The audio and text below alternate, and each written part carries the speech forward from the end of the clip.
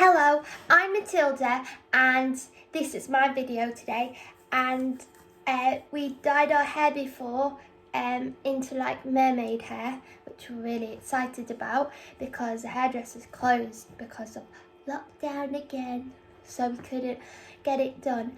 But today my favourite musical is Matilda the Musical, because it's got my name and it's really cool, and Matilda stands up to the bullies. So yeah, I'm going to tell you a story which is from the musical. It's in 3 parts and it's really cool.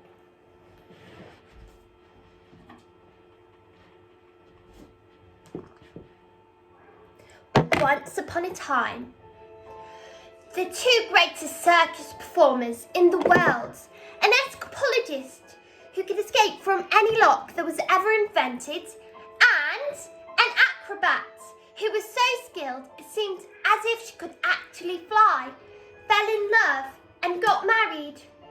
They performed the most incredible feats together anyone had ever seen, and people would come from miles around.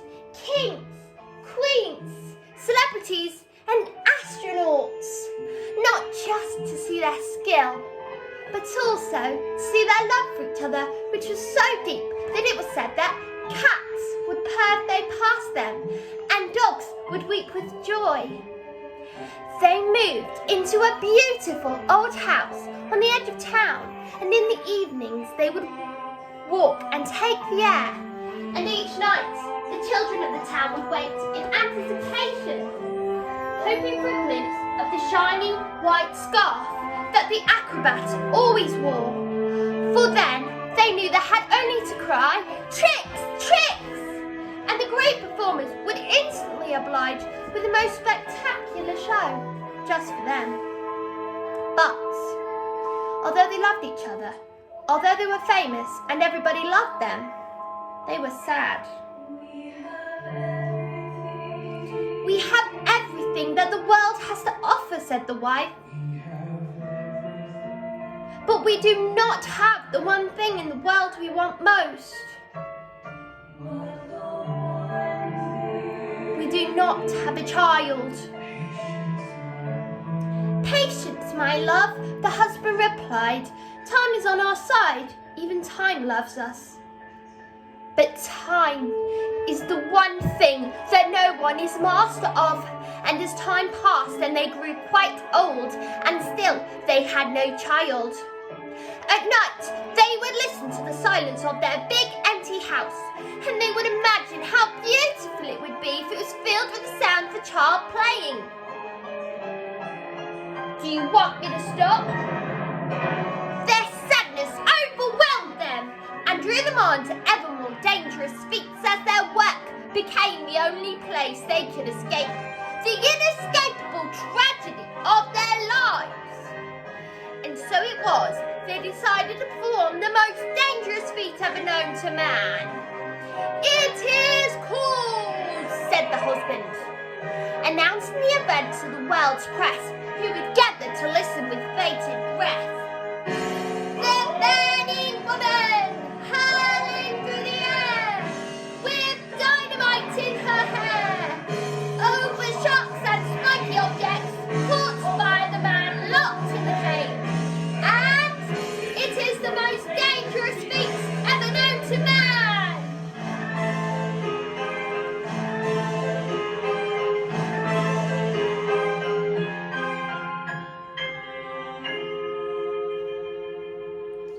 "It is our destiny," said the wife, smiling sadly and slipping her hand into his. "It is where the loneliness of life has led us." I don't know. I'll tell you tomorrow. So that's the first part. I just need to get the second part. That's part 1. But there isn't a part 2. I just say it. So the great day arrived. It was like the entire world had gathered to see the burning woman hurling through the air over shocks and spiky objects caught by the man locked in the cage. Everything was arranged by the acrobat's sister, a frightening woman who used to be an Olympic-class hammer thrower and loved nothing better than to scare the children of the town. People whispered that in her dark and brooding heart she resented her sister, both her success and her love. Suddenly, out came the escapologist in his white and spangly costume, but there was no sign of the acrobat and no glimpse at all of her shiny white scarf, which the acrobat always wore. Ladies and gentlemen, boys and girls, the burning woman hurling through the air with dynamite in her hair over shocks and spiky objects caught by the man locked in a cage has been cancelled. The audience gasped so loud that a passing aeroplane caught it on its instrumentation and reported it as an atmospheric phenomenon. Cancelled because my wife is pregnant. Absolute silence. You could have heard fly burp. Then suddenly the audience jumped to its feet and roared in appreciation. The great feat was instantly forgotten and the applause went on for nearly an hour. Forgotten by everyone except, that is, the acrobat's sister. She stepped forward and produced a contract. A contract you have signed to perform these feats, and perform this feat you shall. I have paid for the posters, publicity, the catering, the toilets facilities. If I give the crowd my money back, where is my profit? A contract is a contract is a contract. My hands are tied. The burning woman hurling through the air with dynamite in her hair over shocks and spiky objects caught by the man locked in the cage will be performed, and perform this day or off to prison you both shall go.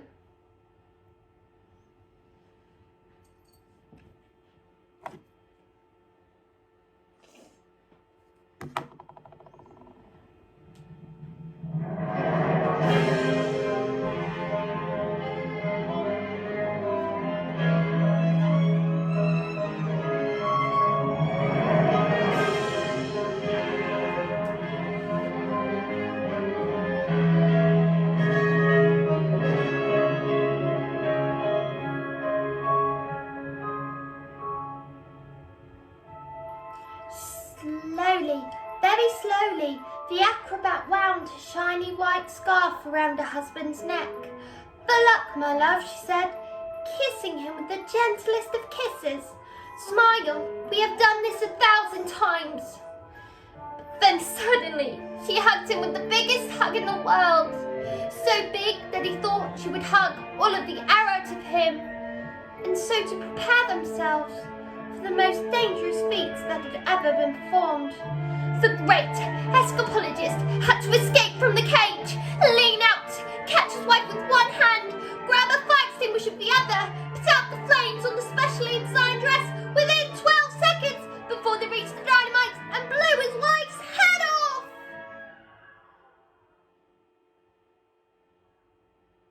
The trick started well.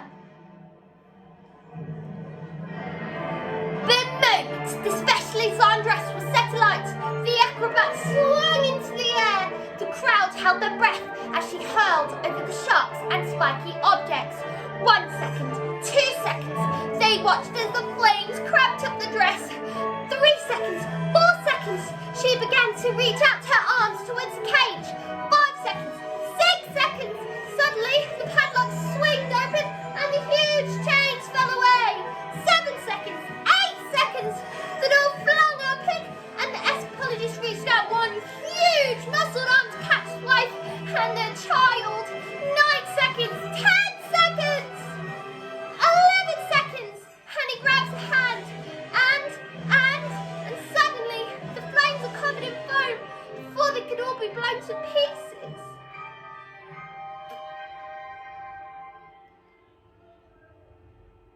No.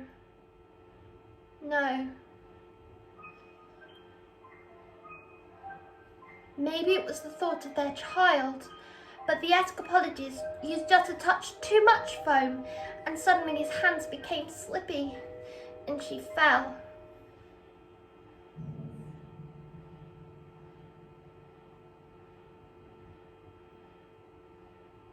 She broke every bone in her body, except for the ones at the ends of her little fingers. She did manage to live long enough to have their child, but the effort was too great. Love our little girl, she said. Love our daughter with all your heart.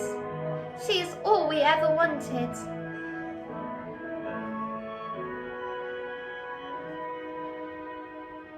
Love our girl with everything.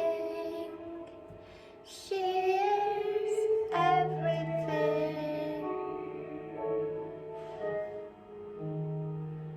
And then she died. And then things got worse.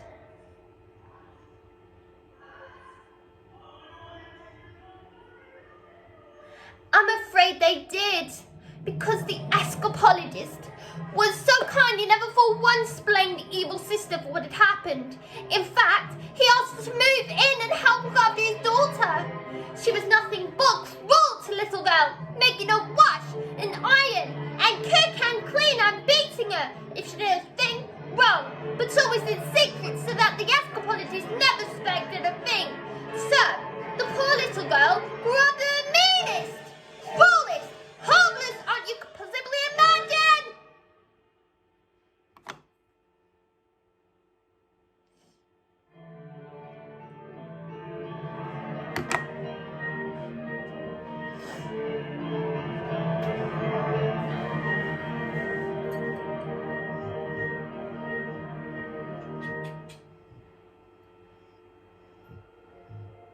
At night, the escapologist's daughter cried herself to sleep, alone in her room. He hadn't said a single word about the evil aunt's bullying, because she didn't want to cause fuss, so she suffered in silence. This only encouraged the woman to greater cruelties, until one day she exploded! You are a useless, filthy, nasty little creep! And she beat her, threw her into the damp, dark, dusty cellar, locked the door, and went out.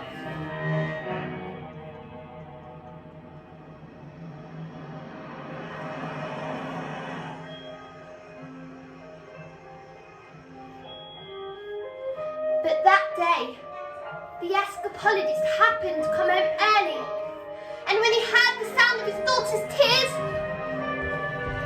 he smashed the door open!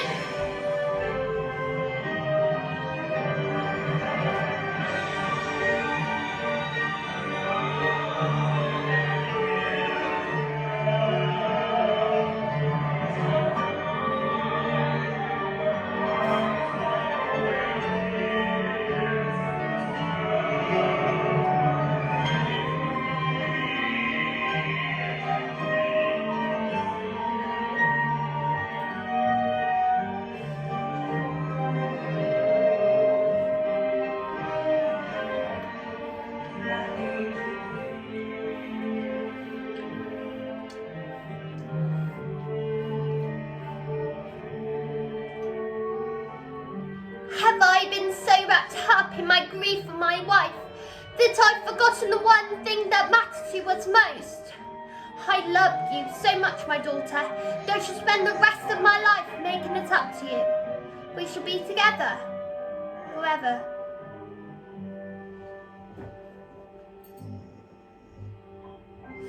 Don't cry, Daddy. I'm alright, Daddy. Please don't cry. Here, let me wipe away your tears.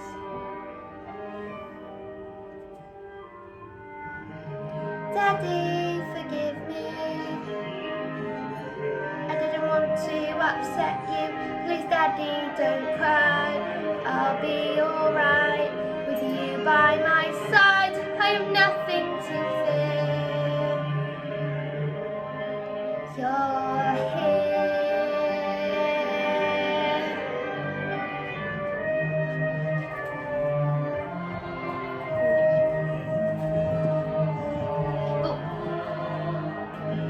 But when the little girl fell asleep, the escapologist's thoughts turned to the acrobat's sister, and an almighty rage grew in his great heart.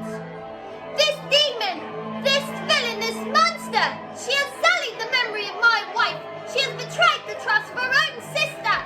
She has shown cruelty to the most precious reality of my marriage. Bullying the children is a game, is it? Well, let us see what the creature thinks she can do when the wrath of a grown man stands before her.